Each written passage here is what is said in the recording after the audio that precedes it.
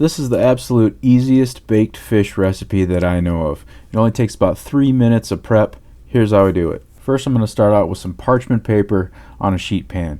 You don't have to use parchment paper, but parchment paper is my favorite because it just guarantees a non-stick surface. Feel free to use foil or just the naked pan if you want, but your mileage may vary. I don't like my fish sticking to the pan, so I use parchment paper. Today I'm going to be cooking some flounder fillets, but this works with just about any type of fish as long as the fillet is about 1 inch thick or less. I have done this with salmon, with cod.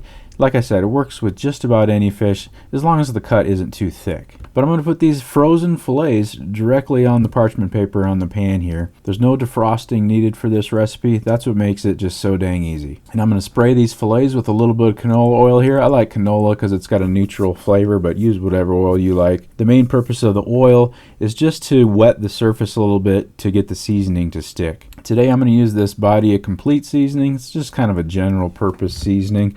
It's really good on fish and just about everything, but use whatever seasoning makes you like on fish. Just going to do a little sprinkle on the fish. That oil on there is allowing that seasoning to stick to that surface. There's no need to toss them around or get any oil on the underside of the fish or anything like that.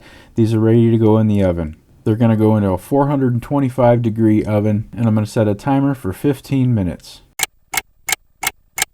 So because this fish was frozen when I put it in there, there's going to be some water that melted off the thin ice coating that was on all those fillets.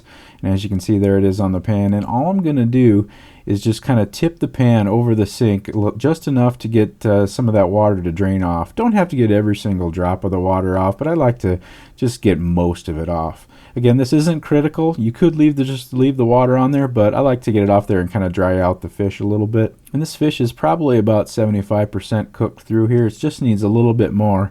I'm going to put it back in the oven for another 10 minutes. And 10 minutes later, here it is. The fish is perfectly cooked. It's flaky. It's even got a little browning on the top of the seasoning. All the excess water is gone, and it's time to eat. And steamed broccoli and quinoa are a good pairing with this fish for a healthy meal. This took about 3 minutes of prep and about 25 minutes of baking. Super easy baked fish meal. I hope you found that useful. Thanks for watching. I appreciate it. See you on the next one. Canola oil. Spray a little poison on here.